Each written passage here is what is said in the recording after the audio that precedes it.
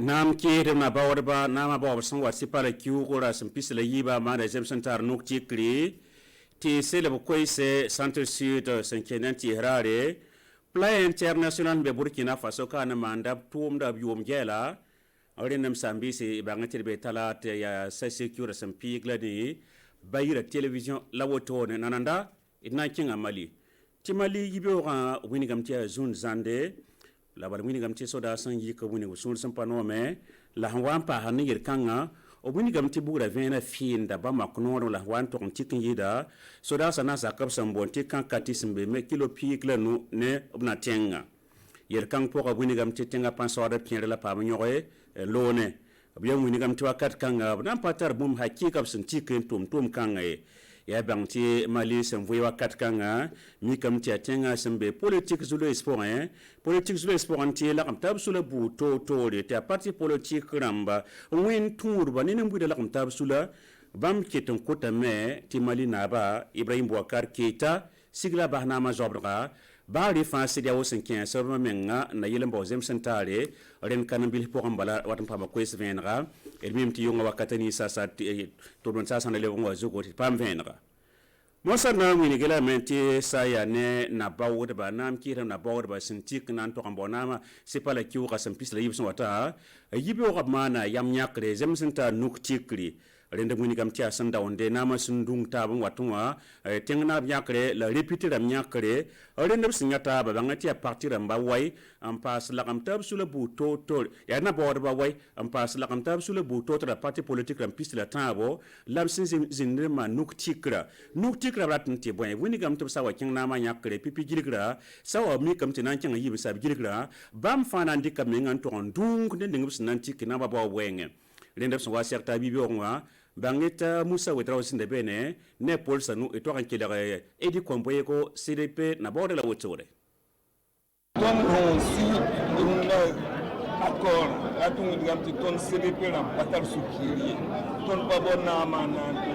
ton sumri ton babona na ma titenga ya nimbana 200 faya niveau la poudre la kalebe ton économie albiam fonctionnaire d'ambassade yari la ton yiti beoma ninga Burkina Faso na yininga la ton wa sakisi accord hansi odo la tidinga hanwa deuxième tour ça ya sofa ton na siporta am so kam ti haya cadre de zéro ton na haya cadre de zéro ton na sakis point la ça ya ton mi maintenant yi ton na yi célébrer na yi célébrer ma yimbe do asaka tu merci à célébrer ici wa tole akato ntale le kuri bangeti plan Burkina to no kings be Burkina Faso kana ni mbanzo songre wenga ni mbude songre manda bium da gela mi kam ti wakat kan ya tenga samwe ne covid-19 abara zekanton ke tan so sa senta tenga lengde renda bwini ka metri fa gel kepep sen tikengese o bwini kam tri tlo ran yizule se en ko Burkina Faso namba bala 990 millions yibu nam pam zule kanga la sa nem plan namba bwini game ti bam ton game en dikliger son wa we en ton song nem buida kalanga wenge kombisa na pam to wenge la hanyida la fi wonon kwamba song wenge rende son wa sekta ba Suleiman Sanu ne da olosinde bene la tumda fa Elise Kabri sa ne plan Burkina ramba obuni ka metri kalma ton tenga pour ya bum sona nam ni mbur sententa ba million yibu 100 kameti yel timpa pa mil kanga poka atan so bonsor sa tum san kelen kenga tawra ana isoti ne ko ngole yimba sabzak son zoyi ti zulu sali tarpa sorbal sane yuma yiba lora rin te kabala tun me to kon pam ligden ki tum da poka en tum nisa nimbuida kwama pakaba la limbu de fa be temsa pour ton zina fa na pam naf wenge itoni kinsa milliard pila yibu tum da pour am hanges wala toni nga hanzin tini bu so jetem ba hapte sa lam de gef covid wa a yimi kitam ti ton mele pam ligdi ha nan ton ning tum da pour so nimba marama la zabne bara rere fa na ta ba ton sa nan gis milliard pila yiba da tete pisnas pour da tete ko pour pisna ha fa ton dik ninga tum kan pour re ton takadam ti bon kwense ina kelin cinga toro to la han ni wata tagsdame tɩ na n leb tõog n tʋwame nin-buudã nafr yĩnga plan burkina rãmb wilgame tɩ bãmb sẽn be burkina faso kaano wã bãmb pa na n targ n bas burkina faso gof neema bãmb bee poorẽ wĩntoog ne yʋngo n na n yãagba na yɩl n tɩ zo-loees buud to tõog n paam yɩtgre tẽngã taoodãmb sẽn yãk tɩ ned kam fãa modga tɩ selbo babg n dãmba tɩ selbo na yel tɩ burkina faso y kẽ hom bãng tɩ région centre sud pidsa raar n kãnga la gõna yʋʋmda yaa basgana tẽngã tẽng sẽn be kilometrã wẽnd ne manga la b yãk yã tɩ nin-buɩɩdã na n tog n seg t'a beene sel tɩɩsa rẽnda bũinigame tɩ b tɩka n-gom zugo tɩɩga a yõodo ãdem-biisã laafɩya wɛɛngẽ tɩɩga a yõodo d weta koglgo la ne sã n tʋʋm kãngã rõna yʋʋmda sẽn tog n maan basgana bãng tɩ yaa gouverneur sẽn be centre sud n tog n zĩndi tɩ b na n pids tʋʋmda rẽnd zĩnda beene ne Dawda Watara la tʋʋmda na kẽndr Élysée Kabre centre sud wala burkina faso région rãmba taaba pidsa raad la ning b sẽn yãke tɩ yaa tɩɩg raare yaa vuka yib soaba rãnda yʋʋmda yaa basgana tẽngã n dee tʋʋmda tõnd me bee kaane basgana journée de l'arbre tɩ d lagem taab noorã yembr la yama yembre n na n sel tɩɩsa tɩ d miime tɩ tɩɩla vɩɩm la tõnd na n pʋʋsa basgan dãmba b sɩd maana neere b maana burkilendum n yãk hectara yiib tõre n kõ tɩ tõnd na n sel tɩɩsa yãmb sãn ges zĩiga menga zĩiga yaa noogo yaa zĩig sẽn pa koo wʋsg tɩ a nogsmã yie tõnd miime tɩ tɩɩsa na n vɩɩmdame la d leb n bõosd-b lame tɩ b sõngd ne zãaba yaa sɩda tõnd selame d na n kulame la bãmb bee kaane d na n bõosame tɩ b ges tɩɩsa yelle yaa ne tõnd bool n bõos kom-bi-biisã bãmb sẽn yaa beoogo beoog rãmbã beoog tõnd burkina faso yaa bãmb n na n sooga tõnd na n bõosa bãmb tɩ b sɩd zã tɩɩsã t'a sõng b beoog nindaare tɩ d miime tɩ tɩɩga a tara yõod wʋsgo tɩ yɩla vɩɩm ninsaal pa tõe n vɩɩm tɩ tɩɩg ka be basgana nin-buɩɩda yɩ wʋsg n kẽes b meng tʋʋmda pʋga yaa tẽngã rãmb yãk yam n na n kõ zĩiga tɩ b tõog n sel tɩɩsa bãmb tẽngã wã bala b sũur noomame bãmb mengã ra zoe neb sẽn zoe yãk zĩiga n kʋgende ne kɩtame tɩ tõnd kell n wa tũnug bãmb me sẽn yãk yam ninga n na n kell n sel beene me aya tɩ bãmb me tõog n zã t'a weoogã paase bãmb tẽngã wã daara tɩ y sõor yɩ wʋsg b sẽn sele la yaa ba yɩra tɩɩse toees bee beene goms bee beene mums bee beene zaams bee beene pẽgnegã la sẽn na n maan lalga yãg vɩɩga n kell n gilge hectara yiibã fãa tɩ tʋʋmã fãa tõnd maan pʋgã n maanda fãa yaa bãmb me beo yĩnga tɩ d bõosd ne kom-bisã tɩ b wɩk menga la b ges zĩiga yelle tɩɩsã sã n yik sõma yaa bãmb paoong n paasde yaa bãmb laafɩ n paasde yaa bãmb rɩɩb n paasde donc yaa bũmb sẽn yaa nong rũnnã la yaa beo neer yĩng la sẽn maana bʋ-toonẽ wã ne tẽngã tao dãmb sẽn dɩk noy tɩɩsã sel burkina faso ad yaa burkina faso malgre n centre sʋɩda b saagre yaa tɩɩs tusgo b soobe la b na n sel rãnda yʋʋmda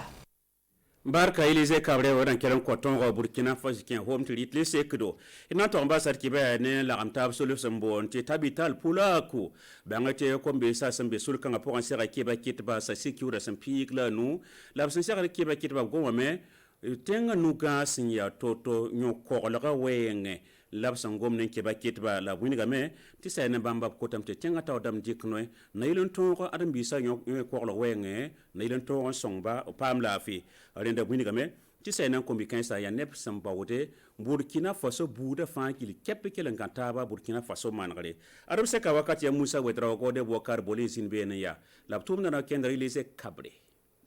arsek la ninga lagamantar sun ninga sombonti tabital pulaku santal ne kiba kitba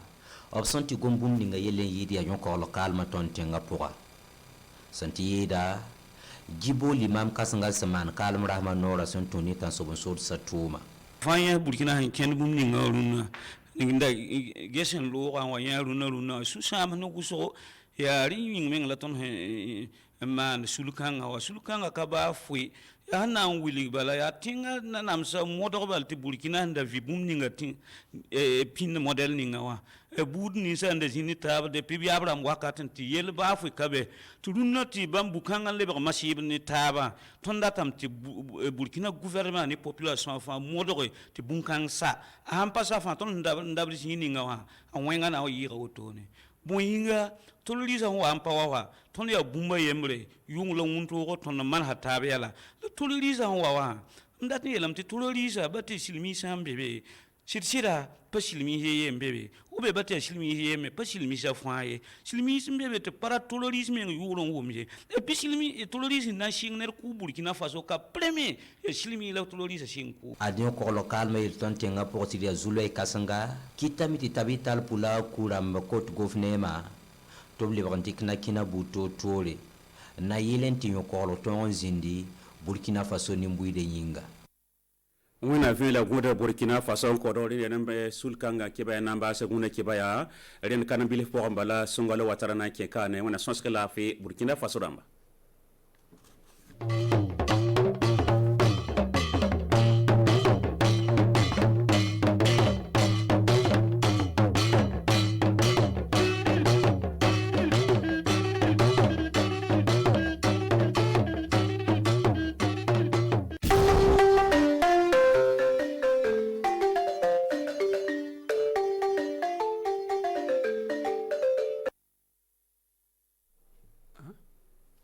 balma Burkina Faso television kan bago amunyonta ayoro surna an yoro jana anga klifa fuliba o klingile bela jele biduna membena tratai o benbe anga chochokalo klitan ani sigi masan wafla ani mon konnana anga bika kuna fulu kuma bafleni abado ka nyasin kata mali konnana ngunu bora kabne e wa kli wakati la kayira ka foko e wa me soro sidamani e wa ulubi yorobne o mason ka nyasin kata ko abana kuna fulu soro fana ka nyasin kata mi anga puti jokulu muntini fanga oli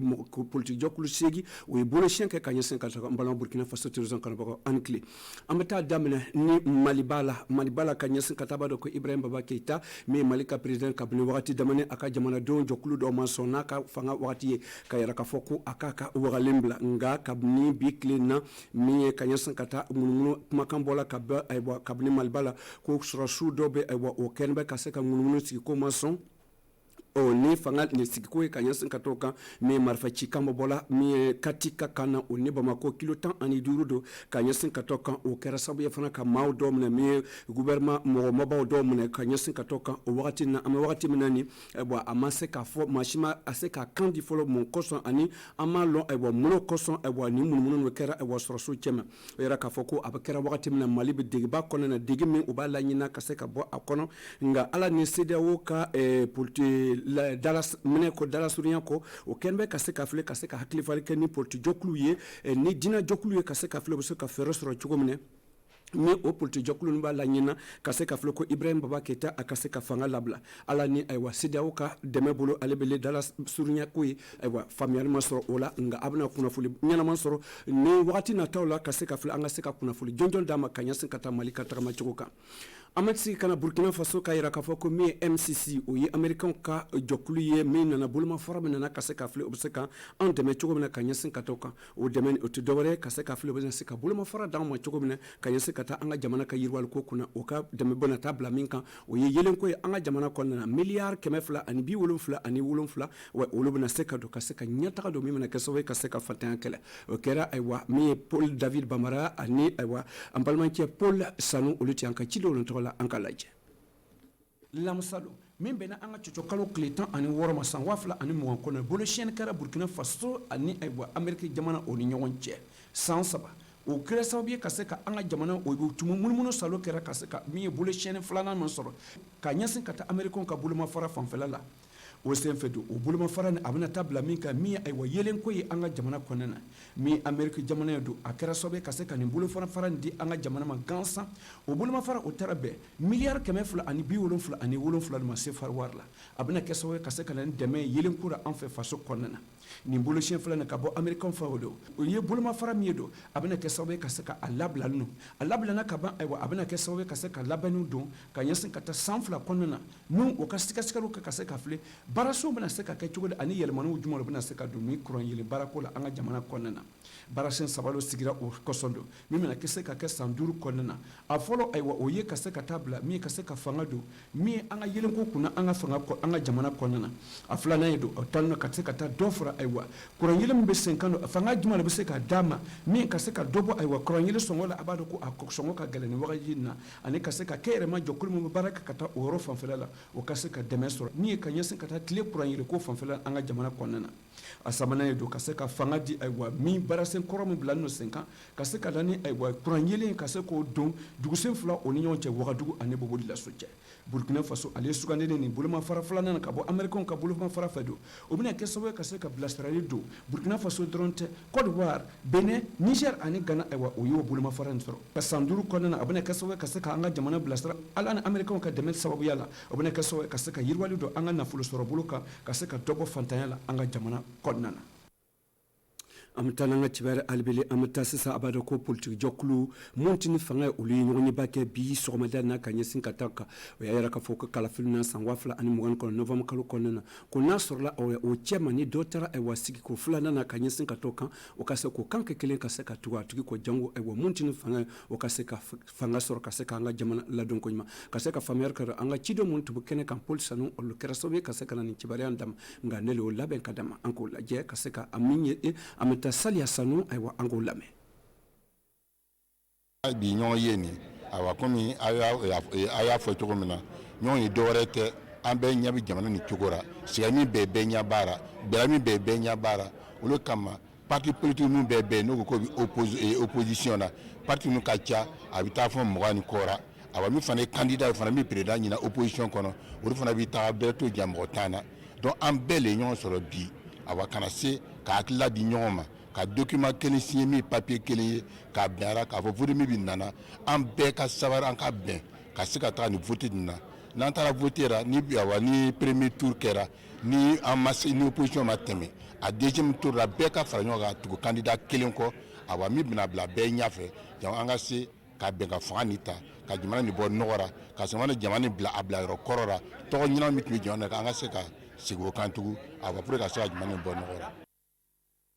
an bɛ taa n'an ka cibɛrɛ sisan ka ɲɛsin ka taa min ye plan burkina a b'a dɔn ko o ye duniya fantanya ka jɛkulu sigi min sigilen nɔ ka taa denmisɛnninw kalanko ko kunna u ka ciw mun sigilen bɛ fɛ burkina faso olu ye ɲɔgɔn yeba kɛ ɲɔgɔn ye tutu dɔwɛrɛ ka se ka fili san tɛmɛnen o sera ka baara jumɛn kɛ mun ni mun ma se ka kɛ ayiwa mun y'o baro ma se ka kɛ fɛɛrɛw jumɛn bɛ se ka ɲɛtaga di o ka nin yɔrɔ tama burkina faso ka yiriwaliko fanfɛla la ka se ka faamuyali kɛ don an ka ciden mun tun bɛ yɔrɔ adama jiti ani da olu cɛ an ka ciden olu tɔgɔ la o ye min sɔrɔ kana dama nka n'olu kɛra sababu ye ka sɔrɔ k'o labɛn ka dama an k'o lajɛ plan burkina o ye duniya fantanya ka jɛkulu min sigilen don ka taa denmisɛnninw ka ladon ko kunna u ka cidenw mun sigilen filɛ nin an fɛ burkina faso olu ye ɲɔgɔn ye ba sigi ka ɲɛsin ka taa min ye ɲɔgɔn ye dabɔra fɛn min kɔsɔn don ka se ka san kelen baarasen o ye min ka se ka munumunu salo kɔ kan ka kunnafoli di mɔgɔw ma nin san kelen kunnafoli di o tɛ dɔwɛrɛ ka se ka fili baarasenw kɛra cogo di o ka ka se ka fili baarasenw kɛra cogo di o ka baarakɛdaw kɔnɔna na an ye baara kɛ éducation école bonw na an ye denmisɛnw dɛmɛ sungurudenw surtout u ka se ka taga école la u ka se ka sigi école la an ye également denmisɛnw dɛmɛ u ka se ka tabasi sécurité a yɛrɛ b'a lɔn an ka dugu la sisan yɔrɔ ka gɛlɛn insécurité bɛ yen kosɛbɛ an ye baara kɛ o yɔrɔ fana fan fɛ ka se ka denmisɛnw ni sungurudenw tagasi u kana se ka bɛn o ɲɔgɔn kɔɲa ninnu kɔnɔ également an ye denmisɛnw fana dɛmɛ u ka se ka baara sɔrɔ parce que a b'a lɔn ko bibi in na denmisɛnninw ani jeunes ninnu u ka baara ko ka gɛlɛn donc plan bɛ baara kɛ o fana fan fɛ ka se ka formation di denmisɛnninw ma jeunes ninnu ma ka se ka également o dɛmɛ u ka se ka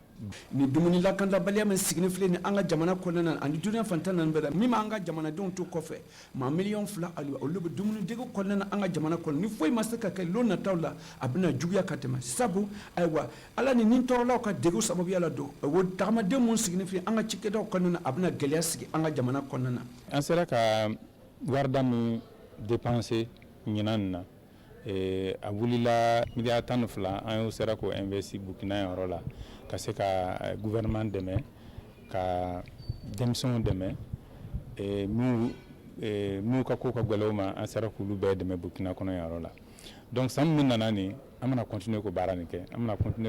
kɛ ka Burkina dɛmɛ développement ko la ka Burkina dɛmɛ minnu ka duniya ka sigiyɔrɔ ka gɛlɛn o ma bibi in na insécurité ko in na an bɛna n'u déplacera Burkina fan 4 bɛɛ la an bɛna olu dɛmɛ u ka se ka lafiya sɔrɔ u ka se ka kɛnɛya sɔrɔ ka denmisɛnw ka se ka taa école la également an bɛna gouvernement dɛmɛ ka bana jugu ni kɛlɛ ɲinan na mi plan burkina ɲɛmɔgɔ ye don an fɛ burkina faso ale y'a yɛrɛ k'a fɔ ko tiɲɛ don ayiwa ɲinan samiyɛji a bɛ yɛrɛ la k'a fɔ ko sɛgɛsɛgɛli kɔnɔna na ko ja bɛna sɔrɔ samiyɛ kɔnɔna na nka n'u bɛna kɛ gɛlɛyaba ye an ka jamana kɔnɔna na mara dɔ kɔnɔna na a bɛna kɛ sababu jugu de ye o sababuya kosɔn olu nataw kɔnɔna na olu kunna wolo min ɲinina burkina faso kɔnɔna na ka se ka filɛ bɛ se ka bilasirali de cogo min na nka kalan wuli bɛ nana ka ni coronavirus min bɛ sen kan a bɛna kɛ cogo de ni kalandenw ye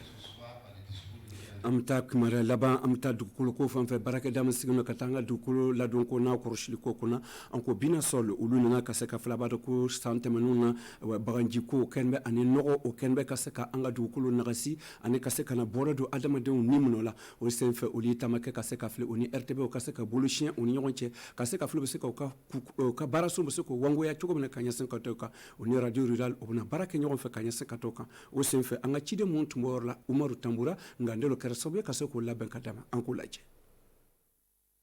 Burkina Faso ka baarada min sigilen don ka taa dugukolo ladon ko kunna a n'a kɔrɔsili ko kunna don o kɛra sababu ye ayiwa o ye baarakɛda min sigilen don ka taa ayiwa a b'a dɔn ko nɔgɔ min an bɛ wele ko phosphate o ye tubabu nɔgɔ ye ka se k'o labɛn ko ɲuman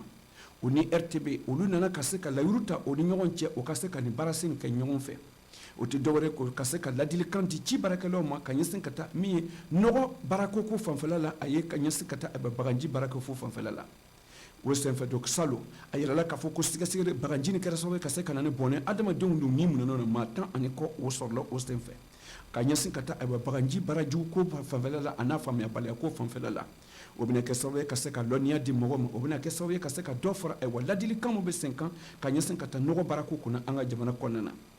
ni a sɔrɔ bolo ɲɛnaman ko ni ka taa nɔgɔ baarako fan fɛ a dabɔra min kosɔn ayiwa ka se ka bolosiyɛn don Burkina Faso ka télévision ani ayiwa ci baarakɛla ani min bina sɔli o ni ɲɔgɔn cɛ o ka se ka baara kɛ kosɛbɛ nin ci ni di radio rural dɔ ma o bɛna kɛ sababu ye ka se ka baara kɛ ka tagama kɛ Burkina Faso fantan na bɛɛ ka se ka hakili fari kɛ ni cidenw ye ka taa ladilikan d'u ma ka taa ayiwa baganji baarako fan fɛ a n'a kasaraw fanfɛla la o ye sara minɛ ka ban min ye kojugu mara ye o bɛna taa kɔrɔdi o ka jɔkulu baarasen jɔla o yɔrɔ fanfɛla la o ye ɲɛta ayiwa foro kan k'a ye ayiwa mɔgɔ bɛ baara mun kɛra ka ɲɛsin ka taa dugukolo ka labɛnko fanfɛ ka taa ɲɔgɔn baarako fanfɛ o bɛna kɛ sababu ye ka se ka min ye dugukolo ka se k'o lakɔrɔya k'o lakisi baganji ma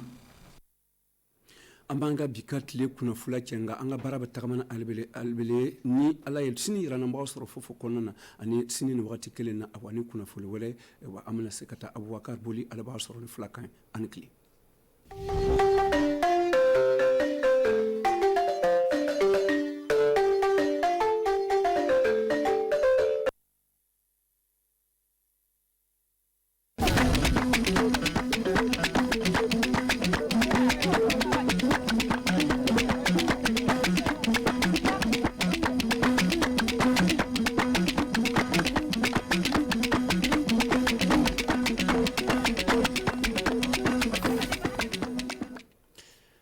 baale politikaje lundiɗe laamu ko watta kanƴi jeenayi ɓe kawriti hannden beete ɓe tikki talkuru fa holla kamɓe du keɓe kawrodina sembeji maɓɓe heɓa fa hannden ko haɓɓodi e woteji hitande hikka ɗi min gara min pamina ɗon noye gollal ngal yaari le cibaruji ami hannde ndu keɓon fammude leydi amérique kam du aadi fa wallira leydi meɗen e lo banggal yiite to wakkati muɗum ndu ɓe kokki ɗum woni ɗo ɓe anni hokkude buuɗi ko watta milliard uji kim ɗiɗi e capanɗe jeɗɗi e jeɗɗi CFA fa wallite leydi meɗen sakiraɓe on ñalli e jaam bisimilla moɗo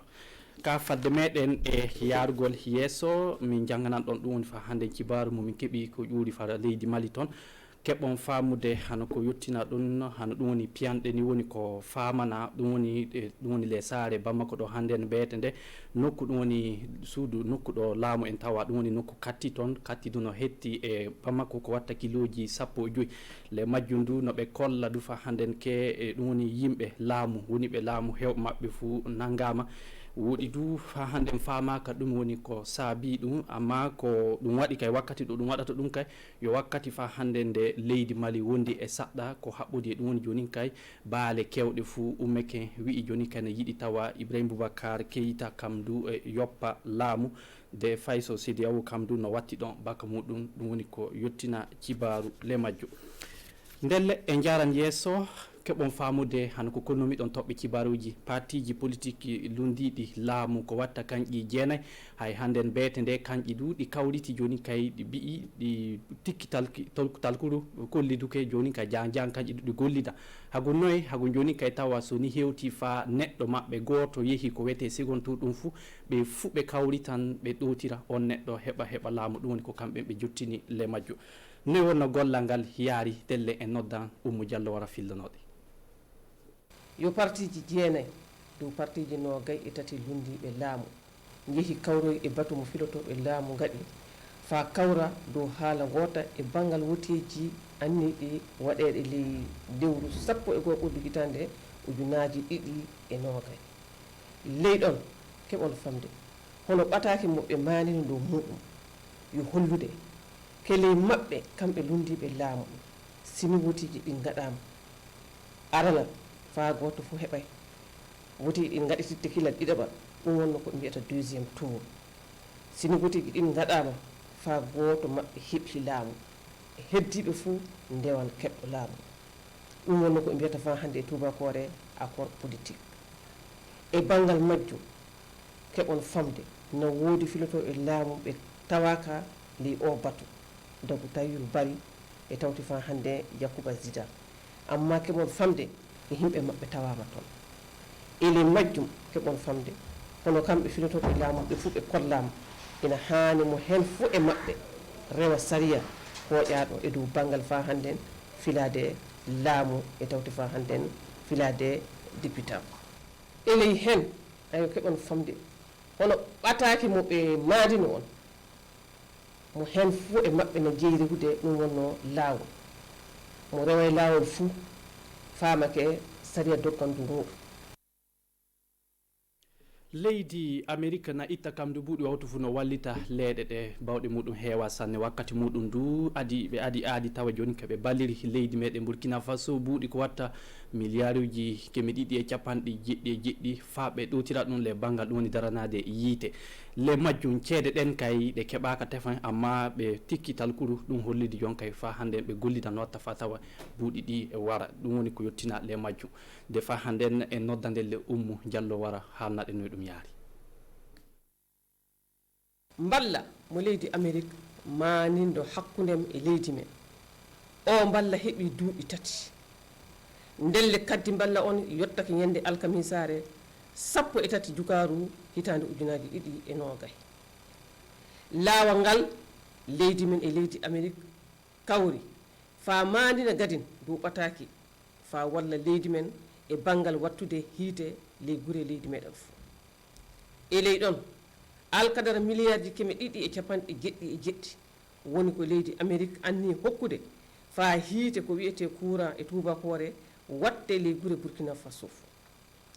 ɗum woni dow ɗereji amma keɓon famde ke ɓuuɗi ɗin garay gina fa buuɗi ɗin gara sey ɓe cegilo ɗoyade duuɓi 2 nden ko buuɗi ɗin gara e ley ɗon golle ɓutte 3 jogita jeyɗe gollede ley duuɓi 5. Un premier projet qui concerne le renforcement de l'efficacité du domaine de l'électricité. Gollal aranal ngal yo ko haɓɓudi e courant gollal ɗiɗaɓal yo wattude courant kewɗo mo tiiɗa heɓa walla gollonoɓe ko e muɗumen e bangal hiite heɓetege e naange gollal tataɓal yo daranade fa hannden e yarude hiite hakkunde Bobo Dioulasso e Ouagadougou. Là il s'agit de renforcer donc le circuit de transport, voilà, les lignes de transport d'électricité à Ouagadougou. leydi men Burkina Faso ko suɓa laawal ngal na hasi suɓede fa hande nder ɓaleri kamɓe leydi Côte d'Ivoire, Benin, Niger, leydi Ghana o mballa kewtowo duuɓi 5 mo leydi Amérique anni hokkude yo sababu lobbo fa ɓeydari waɗa e riku leydi meɗen tawti fa hannden heɓa kawen ɗum wonno talkaku le leydi meɗen Burkina Faso. ayyo horeɓe baale société civile en ko watta nogayo e joyo kamɓo en wona na ekkite joni kay ɗume woni ko tomotte hani waɗanede e ko jea waɗede le gurdal muɗum ɗum fuu no ɓe gona no ɓe andine le gallure kudugu woɗi gollal ngal du yo happa balɗe tati woni ko ngal waɗata ɗum fuu fa hande heɓa watta kamɓe du wallata ɓe heɓa ɓe gatta bakaji mabɓe no watta fa kamɓe du heɓa ɓantare leydi ndi e tawti fande jaam heɓe nder Burkina Faso ndelle wakkati muɗum du Moussa Ouédraogo e Umaru Tambura tawa ton ɓe yimɓe woɓe hooreɓe woɗi waruɓe dow inde société civile eɓe gondi ɗo information ley hiɓere kudugu dow andindeɓe fa hande ɗum wonno ko jeeyi e ko haɗa dow ɓinguel adama ko wiyete fa hande droit de l'homme wo battare laamu meɗen kinniɗo fa hande ngal ɗo gollal kamɓe wonno joƴƴinɓe oɗo formation ndelle wo fa hannden hooreɓe société civile les région centre ouest kamɓe gondi oɗo formation ƴuude sappo e jeɗɗi fa yaade sappo e jeenayi lewru utun ndelle formation o ko filoto ɗo en dey fa kamɓe hooreɓe société civile ɓen ɓe ɓeyda teñinde fa hande ande maɓɓe ɗum wonno ko laati ko tilsi dow ɓinguel adama woodi ko haɗa e dow ɓinguel adama ndelle fa hannden laatiɗo secrétaire général e battare laamu meɗen dow droit humain ndelle ɓe mbi yimɓe société civile wo yimɓe ni gollidiɓe maɓɓe e dow fa hande ɗiɗo golleji fof ndelle ino tilti de kamɓe hooreɓe ɓe ɓeyda andinede faɓe jeeya kamɓe de ɓe andino fa hande gollidiɓe maɓɓe ɗum wonno ko françire wiyata droit humain kanten kibaruji meɗen keɓon famude tindinde yimɓe remoɓe noye jeeyi kamɓo du joni kay nawtorade ko haɓɓude e cafaji puufeteɗe le guese fa wara huuɗo saabu jii hitande fuu no ɗum waɗa fa hande masibaji le guure meɗe ndelle ɗum waɗi ko joni kay suudu kibaru ɗum woni RTB radio rural kamɓe du joni kay dental kawjingal gollal leydi ɗum woni binasol kamɓe du ɓe kawriti fa joni kay ɓe balla no watta fa tawa tindinoje ɗe hewta yimɓe meɗe no watta fa tawa joni kay kamɓe du ɓe andita noye wonno ɓe jeeyi nawtorade cafaji ɗe to ɓe ɗum waɗa ɗum laytonoɓe saɗɗa ndelle gollal ngal du fuɗɗi kegan ndelle wakkati muɗum du en noddan Umaru Tambura wara haalana ɗen noye ɗum yaari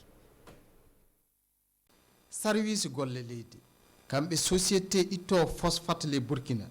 e RTB ɓe koƴƴidi aadi ɗo en e gollidinde gollal gotal gollal hollitinde remoɓe noy wonno no engrais e posoji ɗi gollirte fa wooɗa. L'an passé à Godile et à Cordier justement il y a eu près d'une douzaine de personnes qui hitande faltine nde le Cordier yimɓe ko watta sappo e ɗiɗo maayi e dow fa hande no golliri poso on woɗira fa woodi yimɓe ina goni fa hande e yaadude yeeso gollirde posoji ɗi e engrais ji ɗi ndelle ɗum ina saago famin ɓeyde fa hande moƴƴintinde tindigoji amin eno posoji ɗi e engrais o mbawiri gollirede. Nous allons aboutir à une meilleure production, une meilleure productivité. ɓendal lobbal ley guese ɗum de ino laati fa hande finde e aadi oɗo. C'est l'une des missions de la radio rurale. ɗum wo émission radio rural woodi ina yetti sanne e hawrodurede ngal ɗo gollal sabu radio rural ni kam wonno umminɗeno projet o. Nous sommes vraiment très heureux de participer à ce projet. ndelle ni wonno ɓe dilliri région centre ouest hono Cordier en toon en ndelle jahangal ngal fuu rewan ley guese ɗo fa hande ngal ɗo gollal walli fa nokkuji batunoɗe fuu irtina fa wooɗa e hollisinde fa hande remoɓe noy wonno no kaani gollirde posoji ɗi e engrais ji. sakiraɓe kibaruji men hannden hantoke wala fuu ko heddi ɓuuri mi mbiyatɗon fof moɗon anon joɗinoɓe na hettinimi na darami ɗi wakkatiji Allah hokkuɗen jango e jaam e cellal famin keɓa kibaruji goɗɗi min jottina suudu baba jaam ñallanɗen ko fo moɗon.